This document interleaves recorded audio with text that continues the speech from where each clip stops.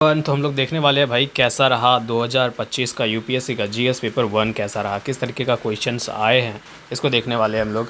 सबसे पहला क्वेश्चंस जो सब कोई देख करके खुश हो गया होगा कि भाई हड़प्पन आर्किटेक्चर के सैलेंट फीचर्स के बारे में पूछ लिया, क्योंकि ईजी है, ये स्टैटिक है, पूरी तरीके से हर कोई रिलेट कर सकता है, हर कोई बना सकता है। मेडिवल को जनरली लोग इग्नोर करते थे, लगता था कि नहीं क्वेश्चन आता है, नहीं क्वेश्चन आता है, इसमें भी बहुत एक क्वेश्चन या इस तरीके का बहुत कम ही क्वेश्चंस का ये रहता था।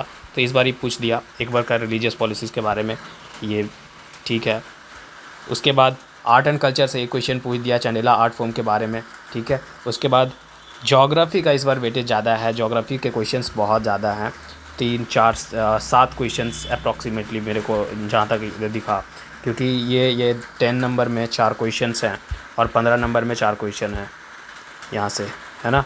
14 15 16 17 क्या क्या क्वेश्चंस है ये देखते हैं फटाक से, कि क्लाइमेट चेंज के वजह से जो सी लेवल राइज़ हो रहा है उसके वजह से कैसे इफ़ेक्ट कर रहे हैं बहुत सारे आइलैंड नेशंस के। तो ये भाई ये तो इशू में ही बना रहता है हमेशा करंट क्लाइमेट चेंज, जिसके वजह से लाजमी है, ठीक है, कोई भी कर सकता है। नॉन फार्म एक्टिविटीज़ क्या होते हैं और ये कैसे जो हैं इंडिया के फिजियोग्राफिक फीचर से रिलेट करते हैं। तो हम लोग फिजियोग्राफिक फीचर्स पढ़ते हैं स्टैटिक्स में, और ह्यूमन ज्योग्राफी में हम लोग नॉन फार्म प्राइमरी एक्टिविटीज़ के बारे में पढ़ते हैं। उन दोनों का कम्बिनेसन है, उन दोनों को कम्बिनेसन से हम लोगों को ये आंसर लिखना है। उसके बाद ज्योग्राफिक नेक्स्ट क्वेश्चन जो कह रहा है कि ब्रीफली एक्सप्लेन कर दो, बता दो भाई इकोलॉजिकल और इकोनॉमिक बेनिफिट क्या है सोलर एनर्जी का जनरेशन का इंडिया में। हम लोग को बहुत सारे चैलेंजेस भी देखने के लिए मिलते हैं कहीं पर ही, और जैसे कि इकोनॉमिक बेनिफिट में हम कहेंगे कि भाई बेनिफिट तो बहुत ज़्यादा है, लेकिन उसमें फर्स्ट टाइम इंस्टॉलमेंट में ये भी लॉसेस हैं, बहुत ज़्यादा इन्वेस्टमेंट है। इकोलॉजिकल बेनिफिट में, इकोलॉजिकल बेनिफिट से ज़्यादा तो इकोलॉजिकल हम लोगों को थोड़ा सा लॉस देखने के लिए मिलेगा, क्योंकि हमको बहुत ज़्यादा लार्ज नंबर पे डिस्ट्रक्शन करने पड़ेंगे। खैर ये डिटेल एनालिसिस है नहीं, फर्स्ट रिएक्शन। तो ये जो है पूरी तरीके से स्टैटिक है, और ये PYQ में भी बहुत बार दिख चुका है। सुनामी के बारे में बताओ भाई, ये सुनामी बनता कैसे है, इसके कंसिक्वेंस क्या होंगे, एग्जाम्पल के साथ बताओ। ओके, अब सोसाइटी में 8 नंबर से क्वेश्चन सोसाइटी का पार्ट है। कहता है कि कैसे जो है स्मार्ट सिटी जो इशू है अर्बन पॉवर्टी का और डिस्ट्रीब्यूटिव जस्टिस का, उसको एड्रेस करता है। स्मार्ट सिटीज़ बहुत प्रमोट किया गया था तो सोसाइटी प्लस करंट अफेयर हम इसको कह सकते हैं कि लिंकेज है। ओके, उसके बाद 9 नंबर सोसाइटी और इथिक्स में, ये हम लोग जनरली जो है ये प्रोफेशनलिज्म और नेशनलिस्टिक कॉन्शियसनेस, ये हम लोग इथिक्स में पढ़ते हैं। तो ये जो है इथिक्स का कंसेप्ट और प्रोफेशनलिज्म, ये दोनों मिला करके जो है सोसाइटी में हम लोगों को पूछ लिया है। ओके, सोसाइटी ग्लोबलाइजेशन के बारे में क्या सोचते हो, और क्या सिर्फ़ और सिर्फ ओनली एक एग्रेसिव कंज्यूमर कल्चर है, जस्टिफाई करो इसके में।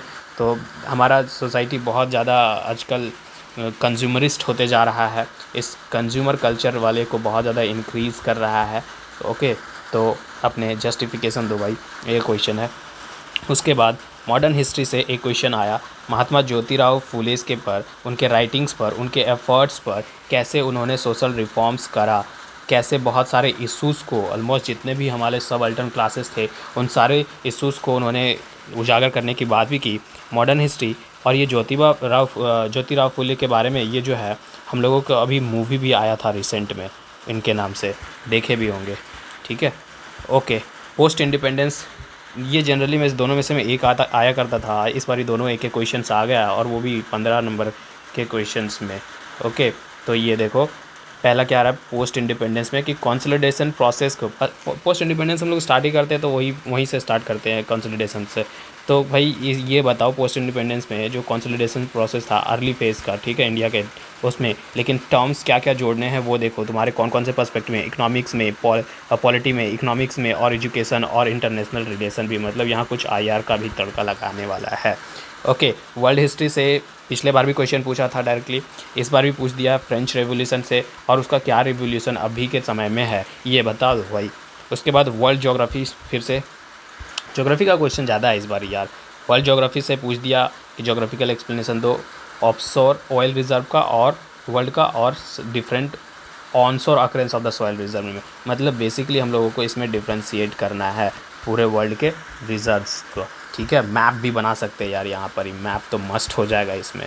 ओके, 15 नंबर ज्योग्राफी, इसमें पूछ रहा है कैसे जो है आर्टिफिशियल इंटेलिजेंस और ड्रोन जो है हम लोग उसका इफ़ेक्टिवली इस्तेमाल कर सकते हैं जीआईएस और आरएस टेक्निक में, लोकेशनल और एरिया प्लानिंग में। ये हम लोग ज्योग्राफी में और साथ में हम लोग टेक्नोलॉजी का इस्तेमाल कर टेक्नोलॉजी इसमें ऐड कर सकते हैं ना, ये सारे टेक्नोलॉजी ही तो है।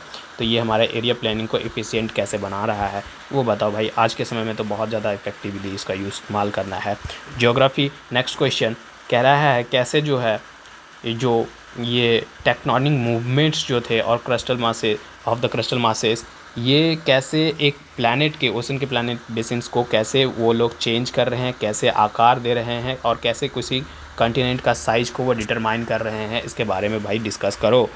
ओके, ह्यूमन ज्योग्राफी से और इसका करंट अफेयर रिलेटेड हम कह सकते हैं कि जो डिस्ट्रीब्यूशन और डेंसिटी है पॉपुलेशन का कहाँ पर, गंगा रिवर बेसिन्स में, उसके बारे में बताओ विद स्पेशल रेफरेंस। वहाँ ज़मीन, वहाँ का मिट्टी, वहाँ का वाटर रिसोर्सेज क्या क्या किस तरीके से है, हर एक चीज़ डिस्ट्रीब्यूट करो। क्या कहते हैं कि पहले भी हम लोग जब पढ़ते हैं तो देखते हैं कि कोई भी चीज़ पहले बसना स्टार्ट होता है, कोई सिविलाइजेशन स्टार्ट होता है तो नदी के बीच में, नदी के साइड में ही होता है, ठीक है। तो यहाँ पर भी रिवर बेसिन के अराउंड में किस तरीके का भी पॉपुलेशन का डिस्ट्रीब्यूशन और डेंसिटी है उसके बारे में बताओ। साथ में reference land, soil, water resources को भी लेना है।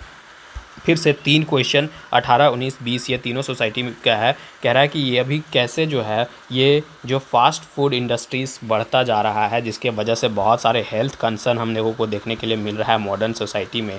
इस और जो इंडिया क्या एक्सपीरियंस कर रहा है इसके बारे में बताओ भाई ये, ठीक है। तो अभी तो फास्ट फूड जनरली बहुत ज़्यादा है, बहुत ज़्यादा, तो इसको भी हम लोग देखो जेनरिक आंसर सब में है लेकिन डाटा और हम लोग ओरिजिनल केस स्टडीज़ और कहीं का जो रीसेंट एग्जाम्पल्स ले सकते हैं, उसके बाद ही ये बेहतर लिखा जा सकता है भाई। उसके बाद कह रहा है कि देखो सस्टेनेबल ग्रोथ अचीव करना है तो हम लोगों को क्या करना है, environmental emphasis on environmental protection पर ध्यान देना है। लेकिन यहाँ पर ही थोड़ा सा कन्फ्लिक्ट आ जाता है कि भाई poor peoples need in countries like India, मतलब सस्टेनेबल डेवलपमेंट करना भी तो है लेकिन कैसे करेंगे। यहाँ तो पुअर पीपल के नीड्स कुछ अलग तरीके से चल रहे हैं भाई, हर कोई इक्वली तो है नहीं। ओके, तो ये बताओ। सोसाइटी कह रहा है ट्राइबल डेवलपमेंट इन इंडिया, कह रहा है डस्ट tribal development in India centre around 2 access. बताओ क्या कह रहा है, दो एक्सेस, 2 तलवारों के बीच में क्या है ट्राइबल डेवलपमेंट। कैसे, देखो एक तो पहला डिस्प्लेसमेंट है और दूसरा रिहैबिलिटेशन है। मतलब तुमको ट्राइबल डेवलपमेंट करना है। ट्राइबल जनरली रहते कहाँ हैं, फॉरेस्ट में रहते हैं, ठीक है। और अगर तुमको जनरली इन लोगों का डेवलपमेंट करना है तो या तो उनको वहाँ से डिस्प्लेस करना होगा या तो रिहैबिलिटेट करना होगा। और इन दोनों में उन दोनों जो ट्राइबल पीपल होते हैं वो लोग एग्री नहीं करते हैं। तो ये दो धारी तलवार की तरह तो है ही भाई कि दोनों तलवार के बीच में फंसे पड़े हैं। तो ये कुछ इस तरीके का क्वेश्चन है, डिटेल एनालिसिस बिल्कुल भी नहीं है। ये फर्स्ट रिएक्शन है कि क्वेश्चन किस तरीके से पूछा है जीएस पेपर 1 का, सोसाइटी का 2025 में, सोसाइटी, हिस्ट्री, ज्योग्राफी सबका, ठीक है।